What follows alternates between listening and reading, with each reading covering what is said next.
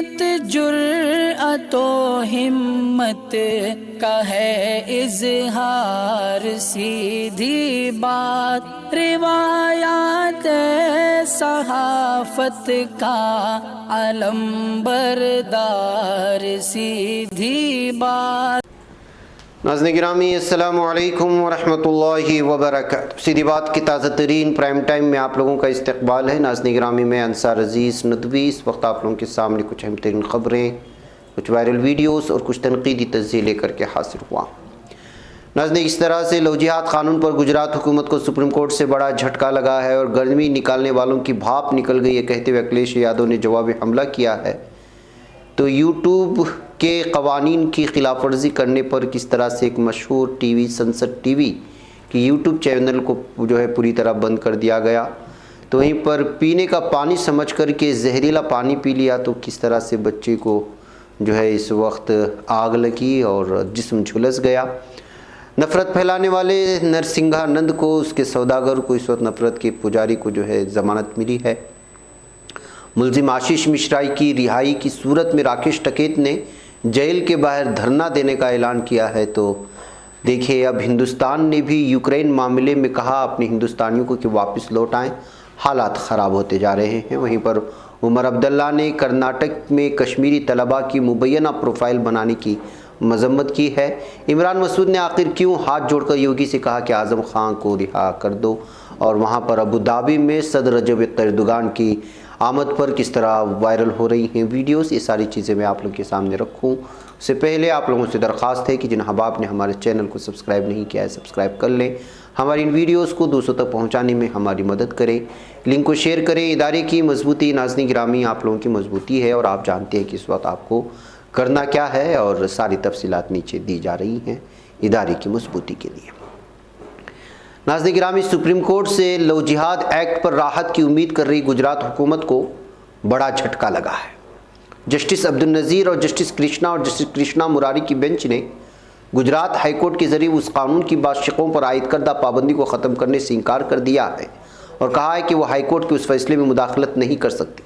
ताहम supreme court ने इस मामले की जांच का फैसला किया है। सुप्रीम कोर्ट ने गुजरात हुकूमत की दरख्वास्त पर नोटिस भी जारी किया। गुजरात सरकार की अपील के खिलाफ सुप्रीम कोर्ट में जमीयत उलमा हिंद के वकील कपिल सिब्बल और advocate on record MR. Shamshad मौजूद थे। जमीयत उलमा हिंद के वकील ने हाईकोर्ट की स्टे को दुरुस्त करार दिया और कहा कि शख्सी और मजहबी आज़ादी आईन हिंद की बुनियादी रूह है, इसके बगैर मुल्क का आइन अपना वजूद खो देगा। गुजरात सरकार की तरफ से सॉलिसिटर जनरल तुषार मेहता ने अपना मौक़िफ़ रखा। वाज़ेह हो कि गुज़िश्ता साल अगस्त में गुजरात हाईकोर्ट के 2 जज जस्टिस विक्रम नाथ और जस्टिस वीरन विष्णु ने लव जिहाद मुखालिफ कानून को लेकर एक अहम फैसला सुनाया था। हाईकोर्ट ने लव जिहाद एक्ट की बाज़ दफ़ात के निफाज पर रोक लगा दी थी। हाईकोर्ट ने फैसला जमीयत उलमा गुजरात व दीगर की अर्जी पर दिया था। नाज़रीन गिरामी आइए अब बात करते हैं अखिलेश के जवाबी हमले की। जी हाँ, एसपी सदर अखिलेश यादव ने मंगल को रायबरेली में एक जलसे आम से खिताब करते हुए कहा कि यूपी में पहले 2 मरहलों की पोलिंग में बीजेपी का सफाया हो गया और जो लोग गर्मी निकालने की धमकी देते थे उनकी भांप निकल गई है, धुआं उड़ाने वाले धुआं हो गए। उन्होंने कहा कि अब जब रायबरेली में वोट होंगे तो बीजेपी की शिकस्त यकीनी हो जाएगी। अखिलेश यादव ने लॉ एंड ऑर्डर के मामले पर योगी हुकूमत को घेरते हुए कहा है कि बीजेपी हुकूमत में सबसे ज़्यादा मौतें हिरासत में हुई हैं। गोरखपुर में वसूली करने के लिए पुलिस वालों ने ताजिर को पीट पीट करके मार डाला। जराइम करने के बाद आईपीएस अफसर फरार है और पुलिस वाले एक दूसरे मुजरिम को क्रिकेट खेलने के लिए पिच बनवा रहे हैं। ये लोग हमारे लॉ एंड ऑर्डर पर सवाल उठाते मगर अब आवाम सब कुछ समझ चुके हैं। तो नाज़रीन गिरामी इस वक्त किस तरह जवाब दर जवाब इस वक्त चल रहा है और यूपी हुकूमत में किस तरह की वजाहतें और किस तरह की तफसीलात लाई जा रही हैं, ये सारी चीज़ें आप लोग जानते हैं। इस्लामी बीजेपी और मुख्तलिफ पार्टियों की जो हिंदुत्व जहनीत के हामिल पार्टियां हैं उनकी दोगली पॉलिसी किस तरह सामने आती है देख लीजिएगा। ये एक पुरानी तस्वीर हैं जब एसपी, बीएसपी और कांग्रेस के बहुत सारे लीडरान ने, जिसमें एसपी के लीडर शिवरान प्रजापति भी मौजूद थे, वो लखनऊ में बीजेपी में ज्वाइन हो रहे थे और उसके लिए एक बड़ी तादाद में यहाँ मौजूद थी। इस मौके पर निदा खान जो ट्रिपल तलाक की एक मुतासिरा मानी जाती थी और बहुत मशहूर हुई अपने बयानात को लेकर के इस्लाम के ख़िलाफ़ और ट्रिपल तलाक में जो शरीयत है उसके ख़िलाफ़ बोल करके। उसके बाद वो मशहूर हुई तो बीजेपी में दाखिल हुई, लेकिन बीजेपी से पहले वो कभी बुर्क़े में नज़र नहीं आई, कभी हिजाब में भी नज़र नहीं आई। लेकिन जब बीजेपी में शामिल होने लगी तो बुर्क़ा याद आया। यानी मतलब ये है कि जो है आप अपनी शनाख्त बनाने के लिए या लोगों को बेवकूफ़ बनाने के लिए जब बीजेपी में ज्वाइन हो रहे थे तो उस वक्त आपको पर्दा याद आया और हिजाब और पूरी तरह बाकायदा बुर्क़ा पहन करके ज्वाइन। खैर, इसमें जो है अगर आप में बदलाव आया है तो अच्छी बात है, लेकिन बीजेपी में ज्वाइन होती हुई इसको क्यों इख्तियार किया गया, ये सवालात करते हुए अब वो जो पुरानी तस्वीर हैं वायरल की जा रही हैं बीजेपी की दोगली पॉलिसी को लेकर के, और कहा जा रहा है कि बीजेपी में ज्वाइन होते वक्त, पार्टी में ज्वाइन होते वक्त बुर्क़ा और निक़ाब सारी चीज़ें एक्सेप्टेड हैं। और स्कूल में छोटी बच्चियां जो इस वक्त पढ़ रही हैं उनके मुस्तकबिल के साथ जो हिजाब का नाम लेकर के दाव पर लगा हुआ है। बीजेपी हुकूमतों की दोगली पॉलिसी आखिर कब तक चलेगी, ये कहते हुए इन पुरानी तस्वीर को शेयर करने की कोशिशें हो रही हैं। वही नाज़रीन गिरामी, हिजाब मामले में अजीम प्रेमजी यूनिवर्सिटी स्टूडेंट्स ने भी आज जो है एहतजाज किया उन हिजाबी ख़वातीन और हिजाबी तालिबात की हिमायत में कि किस तरह उनको जो है हिजाब के मामले में हिजाब का मामला सामने लाते हुए उनकी तालीम से उनको दूर करने की कोशिशें हो रही हैं। ये अजीम प्रेमजी के जो है तालीमी यूनिवर्सिटी से ताल्लुक़ रखने वाली तालिबात हैं जिन्होंने जो है पूरी तरह से एहतजाज किया है। नाज़रीन गिरामी, आइए अब बात करते हैं कल्ली कोटे में, जहाँ पर कुछ दो लोगों ने पानी समझ कर के जहरीली चीज़ पी ली जिसकी वजह से जो है उनका बदन झुलस गया।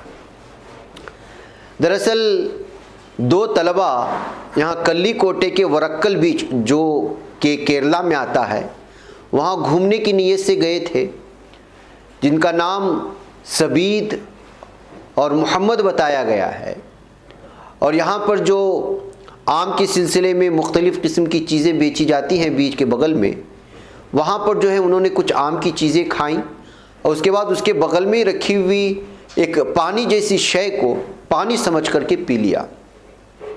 जैसे ही एक शख्स ने पानी पिया तो वो जलन के मारे उल्टी कर बैठा और उसके बाद जो है वो उल्टी पर एक शख्स ने जो है अपना हाथ इस तरह रखने की वजह से जो है उसका पूरा जिस्म झुलस गया है।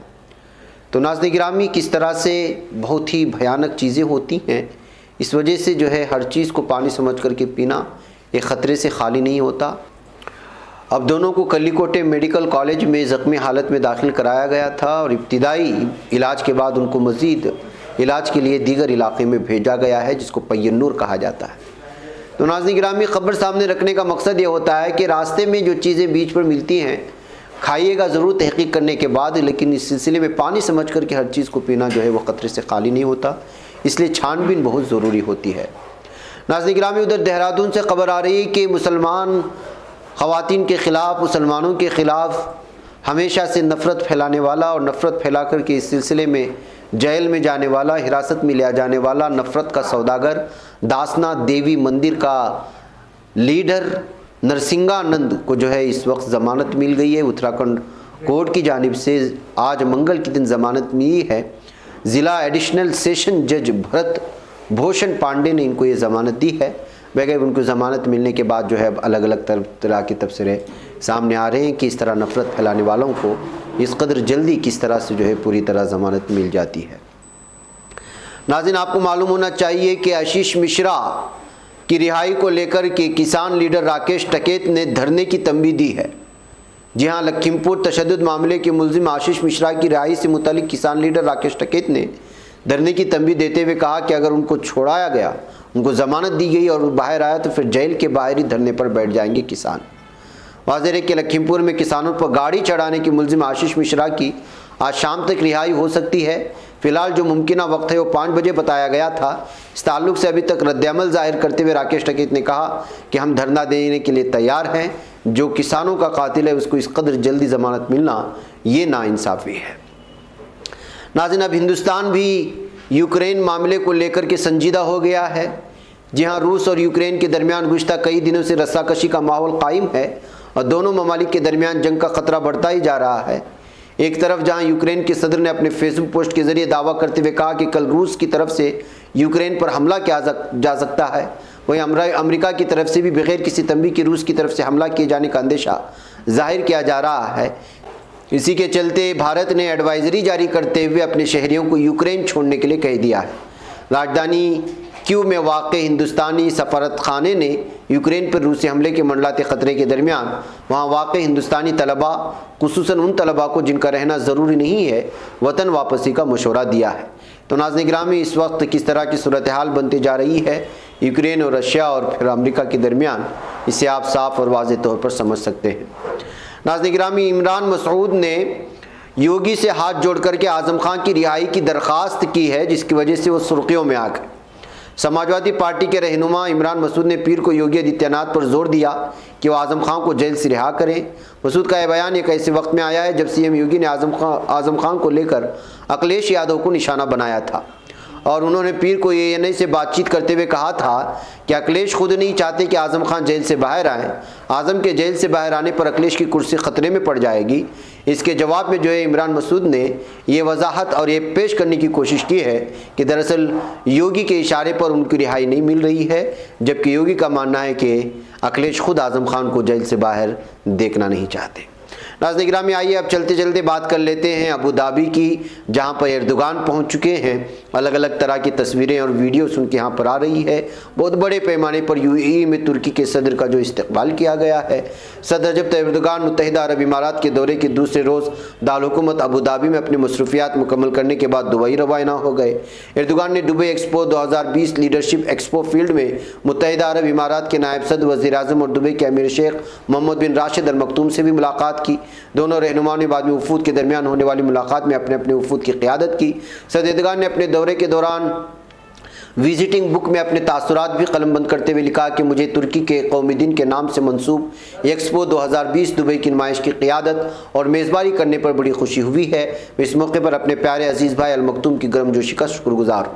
मैं मुत्तहिदा अरब इमारात को एक्सपो 2020 के जहनों का जोड़ मुस्तक़बिल की तख्लीक के ज़ेर-उन्वान नुमाइश का कामयाबी से मुनक़िद करने पर मुबारकबाद पेश करता हूँ। नाज़रीन गिरामी, आपको मालूम होना चाहिए कि 10 साल बाद आखिरकार ये जो है दोस्ती अलग ही अंदाज में देखने को मिली है। नाज़रीन गिरामी, इस दौरे के दौरान अबू धाबी दुबई के दरमियान और तुर्की के दरमियान में बहुत सारे अहम तरीन मनसूबों पर जो है बात हुई है। यहाँ तक कि तुर्की और UAE को जोड़ने वाले रास्ते पर भी जो है जल्द से जल्द काम करने की बातें हुई हैं। बहकैफ इस तरह किस तरह इस मुआहदे हुए, किन किन चीज़ों पर मुआहदे हुए, इसकी तफसीलात भी आप लोगों के सामने अनकरीब पेश करने की कोशिश की जाएगी। मुझे यहाँ पर इजाज़त दें नाज़रीन गिरामी। अस्सलामु अलैकुम रहमतुल्लाहि व बरकातहू। बच पाता है कोई सहाफ़ी की निगाहों से, मिलाता है ये लोगों को मोहब्बत की पनाहों से।